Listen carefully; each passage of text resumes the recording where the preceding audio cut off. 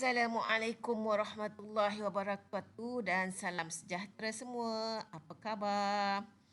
Okey, bismillahirrahmanirrahim. Alhamdulillahirabbil wassalatu wassalamu ala asyrafil anbiya wa mursalin wa ala alihi wasahbihi ajmain. Rabbi shrah li sadri wa yassir li amri wahlul 'uqdatam min lisani yafqahu qawli. Alhamdulillah kita bertemu lagi untuk kali keberapa ya? Untuk nak masih lagi lambat bersama komposisi kimia dalam sel, iaitu untuk sebatian organik yang seterusnya, iaitu lipid. Okey, lipid ni mungkin awak first time dengar. Darjah kata 4, kata 5 mungkin dah pernah dengar. Okey, awak jangan confuse lipid dengan lemak ya. Lipid ini adalah satu kumpulan sebatian organik yang besar. Lemak itu adalah sebenarnya adalah subset kepada lipid. Lipid itu besar. Apa maksud lipid? Tengok dulu. Okey, sorry, cikgu kena buat ni, kena buat. Okey, kita tengok lipid ini dia makromolekul lah.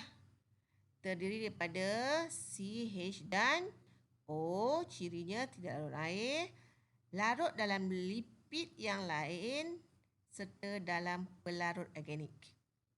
Maksudnya lipid larut dalam lipid lah. Lipid lain maksudnya lipid kan banyak ada. Nanti kita tengok lipid ada beberapa jenis. So maksudnya larut dalam lipid yang lain dan larut dalam larut organik seperti alkohol, dah belajarkan. Contoh-contoh pelarut organik. Okey. Jenis-jenis lipid. Lipid, okey, sekarang kita dah masuk ya. Okey, lipid secara umumnya dia kita boleh bahagikan kepada 4 kumpulan. Mana ni? Mana? Where is the I should have ni sini. Sini. Mana? Where is the Okey. Ni. Pertama, triglycerida. Okey, 3. Okey, pertama ingat triglycerida ni mana baru ni. So, lipid yang pertama ialah triglycerida. Kedua, lilin. Ketiga, fosfolipid. Keempat, steroid. Okey. Yang kita akan belajar panjang ni ialah pasal triglycerida. Okey. Triglycerida ini adalah lipid yang mana terdiri daripada 1 gliserol dan 3 asid lemak. Lemak tu je salah tu 3 triglycerida. Bukan 3 gliserol 3 asid amino. Asid lemak, 1 gliserol. Maksudnya dia molekul dia ini terdiri daripada monomer-monomernya ataupun dia bukan dia tadi kita kata apa dia adalah satu dia makromolekul juga, tapi dia makromolekul dia bukan polimer yang awak belajar polimer daripada monomer tu, tapi dia punya unit asas dia bagi triglycerida ialah 1 gliserol dan 3 asid lemak. Lemak yang selalu awak dengar tu, lemak minyak ini adalah contoh triglycerida. Yang biasa, lemak dengan minyak. So, ini yang kita akan belajar detail untuk lipid.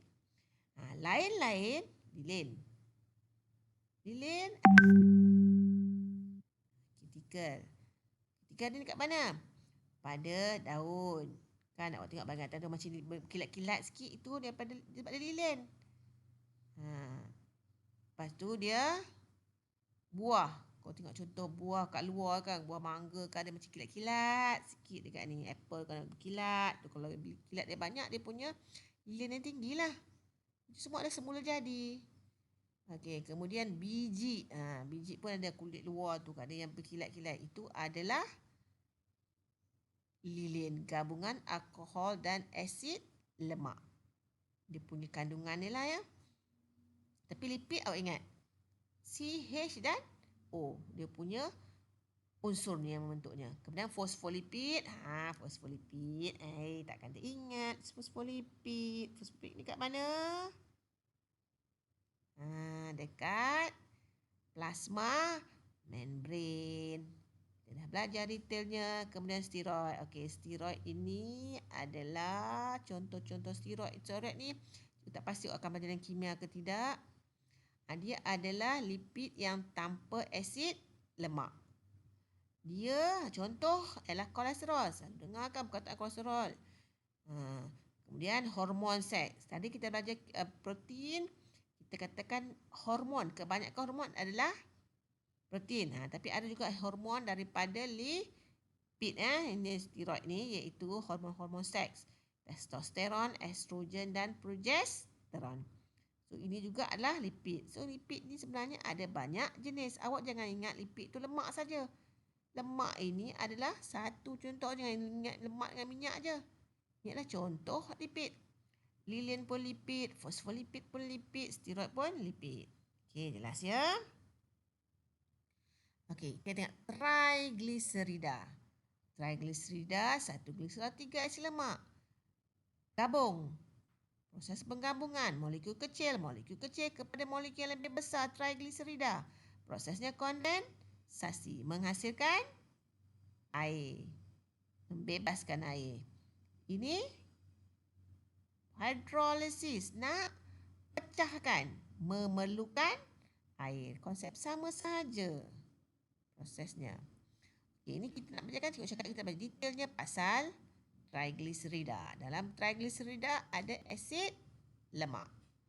Okay, asid lemak je tu, kita boleh bagi pada dua, iaitu asid lemak tepu dengan asid lemak tak tepu. Bila sesuatu lipid itu mempunyai lemak tepu, maka kita panggil asid lemak tepu, maka lemak itu kita panggil lemak tepu. Kalau lemak itu mengandungi asid lemak tak tepu, maka kita panggil dia adalah lemak tak tepu. Tak tepu ni pula ada mono tak tepu dengan poli tak tepu. Nanti cikgu terangkan bila kita tengok strukturnya nanti. Okay, satu lagi mengenai lemak ni, awak jangan ingat orang aku sebut asid lemak ni jahat benar lah. Macam tu kena cari ilmu lagi. Sebab ada banyak asid lemak yang penting untuk kehidupan kita. Untuk kesihatan kita. Okey, sebelum cikgu cerita pasal tu, cikgu nak cerita dahulu berkaitan dengan di sini ditulis perkataan lemak tepu kan. Ni lemak tepu, lemak tak tepu. Lemak tepu maksudnya apa? Lemak yang mempunyai asid lemak tepu. Lemak tak tepu, lemak yang mempunyai letak pula sini. Lemak tak tepu. Persamaan dan lemak tak tepu ni bukan letak lemak tak tepu.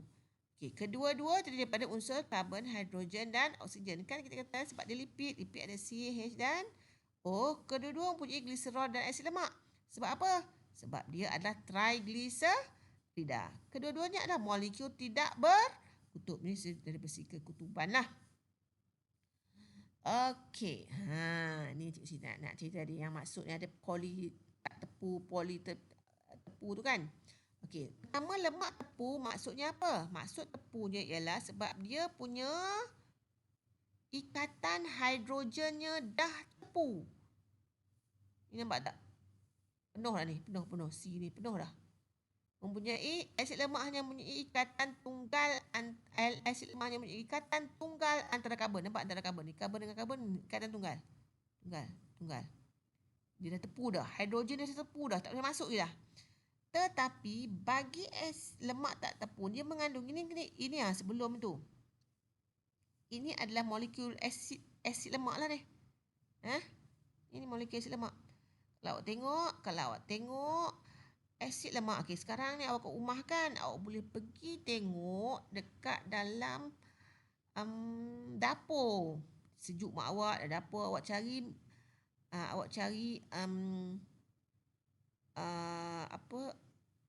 cari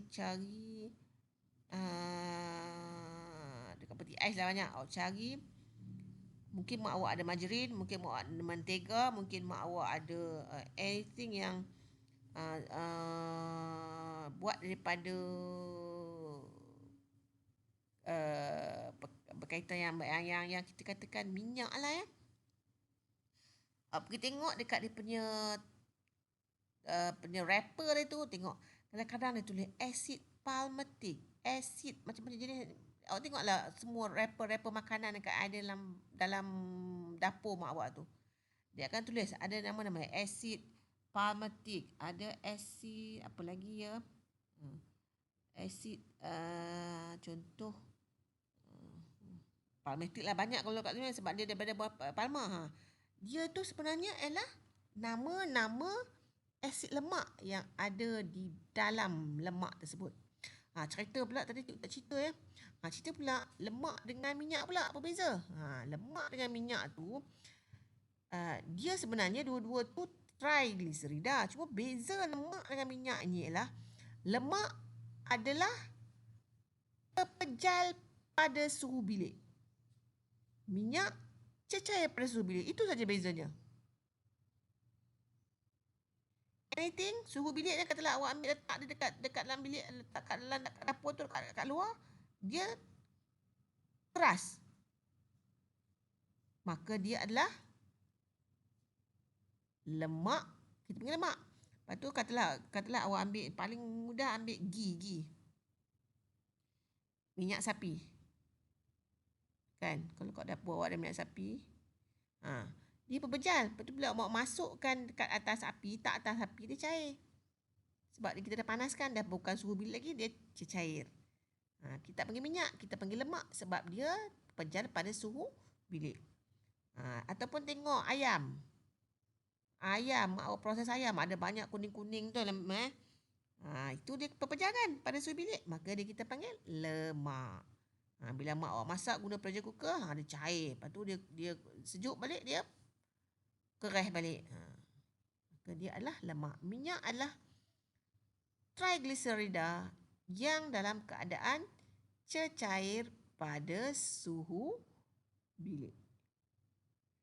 Kedua-dua lemak dan minyak ada asid lemak. Sama ada dia ada asid lemak tepu atau asid lemak tak tepu. Okey, asid lemak tepu kan tadi? Sebab tepu, sebab apa tepu? Sebab hidrogen ni dah penuh dah. Okey, bagi tak tepu dia ada ikatan ganda dua, nampak ni? Bila ikatan ganda dua, nampak tak ni? C ada 3, kena ada dia C ada 4 ikatan. 1 2 3 4. Kalau tengok sini C, semua C ni ada 1 2 3 4 ikatan dia. Okey. Ni di antara C dengan C ada ikatan double bond. Bermaksud apa tahu? Kita boleh pecahkan ikatan ini. Kita jadikan dia satu je. Lepas tu kita boleh tambahkan hidrogen kat sini. Tambahkan hidrogen di sini. Sebab itu dia panggil tak tepu. Masih boleh tambah hidrogen. Mempunyai sekurang-kurang satu ikatan. Dia kata sekurang-kurangnya satu ikatan ganda dua. So, kalau satu ikatan, kita panggil apa? Mono tak tepu. Mono tak tepu. Kalau macam ni satu je kan? So, mono tak tepu. Kalau poli tak tepu, maksudnya, mungkin kat sini satu. Yang ikatan ganda dua. Mungkin dekat sini ada ikatan ganda dua. Maksudnya dia apa? Poli tak tepu. Last. Okey. Tak tepu biasanya sumbernya ialah daripada minyak. Biasanya. Tepu sumbernya daripada lemak haiwan. Kan dia cakap kita ni lemak haiwan tak elok. Tapi ingat lemak haiwan yang lain tak elok. Lemak haiwan yang elok ialah lemak ikan.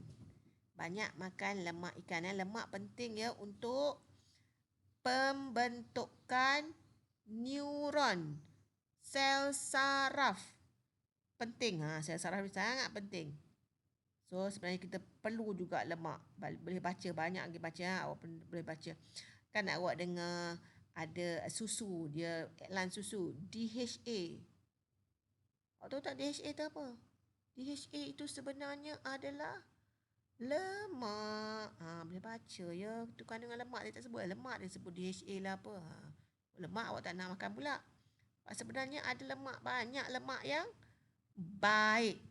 Lemak yang tak baik ialah lemak trans. Makanan yang mempunyai asid lemak trans. Asid lemak trans tu apa? Ini nak cerita. Asalnya Tuhan jadi dia asid lemak tak tepung. Lepas tu manusia dengan ilmu yang ada pada manusia, dia boleh buat apa ni? Dia pecahkan ikatan, lepas tu dia tambah hidrogen. Proses penghidrogenan, tambah hidrogen, daripada tak tepu jadi tepu. Daripada cecair dapat pepejal. Itulah dia yang jahat. Lemak yang jahat ialah asid lemak. Lemak yang mempunyai asid lemak trans. Kalau awak tengok pada makanan-makanan yang dijual yang ada, tengok dia ada tak lemak trans? Kalau ada lemak trans, jangan beli. Itu adalah the culprit in our diet. Sebenarnya lemak tepu ke lemak tak tepu tak ada masalah sangat kalau dia adalah original yang Allah jadikan asalnya.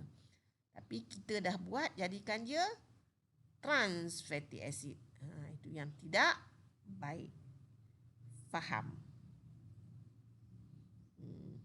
Sumber ni kalau cikgu akan cakap apa tahu, sumber kat sini. Minyak kelapa sawit. Minyak kelapa sawit kita minyak yang baik ya. Jangan cakap minyak kelapa sawit tak baik. Apa-apa pun jangan ambil banyak.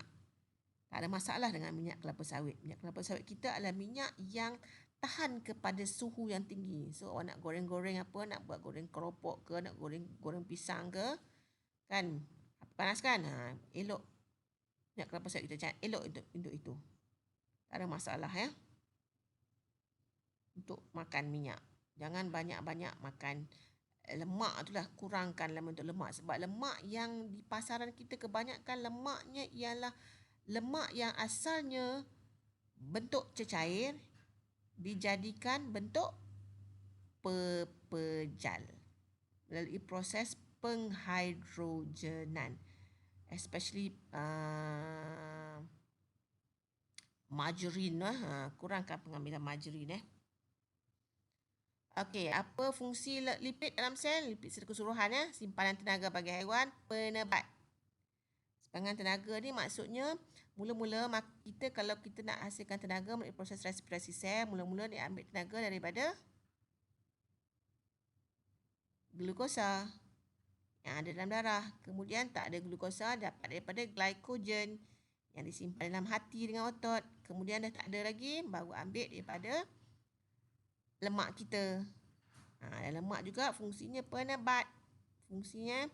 Kalau bawah kulit kita ada lemak, penting juga untuk nak mengawal suhu badan kita. Kalau orang tak ada lemak, bawah kulit itu dia sejuk je. Kalau orang gemuk, selalunya dia lemak banyak kan, dia akan panas.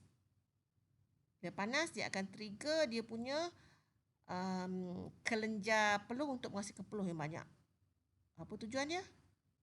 Semua itu Tuhan buat untuk pengawalan suhu badan. Kita kan mammal, suhu badan kita tetap 37 atau 36.9 at 37 walaupun suhu persekitaran kita berubah. Melindungi organ dalaman dalam haiwan.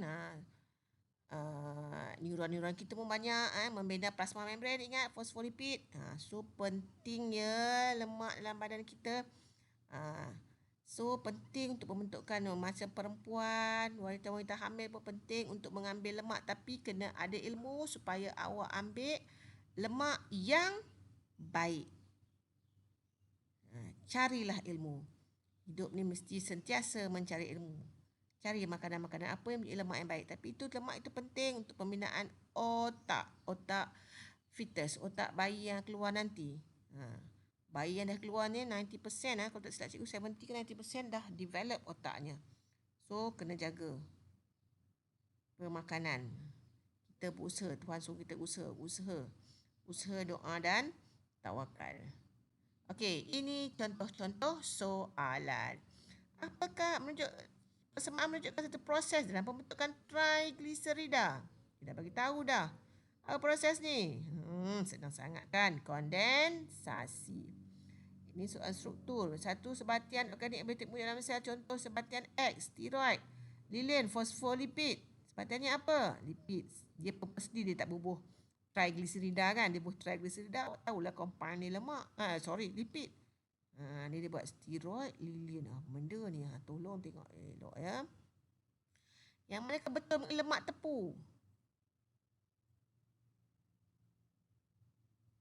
Okey, lemak tepu pepejal pada suhu dia pepejal suhu di bilik kan. So ikatan lebur rendah tidaklah kan. Ikatan kerana 2 dalam asid lemak tidak meningkatkan aras kolesterol dalam darah. Okey, saya cerita pasal kolesterol ni, kolesterol ni bukannya jahat benar. Sebab kolesterol ada 2 jenis. HDL dengan LDL. Belajar juga yang tu. HDL elok, LDL tu yang tak elok. So, kolesterol bukannya jahat sangat. Kalau masih ingat, plasma membran pun ada kolesterol kan? Apa fungsi kolesterol? Sila buat revision. So, kita jangan ada sebut kolesterol jahat. Ingat kolesterol ni. Ingat, kolesterol ada fungsinya. Semua apa pun sederhana. Okey. So, maka itu saja untuk lipid. Okey, faham ya? Tak faham, nanti kita buat Google Meet, kita akan bincangkan. Okey, wassalamualaikum warahmatullahi wabarakatuh.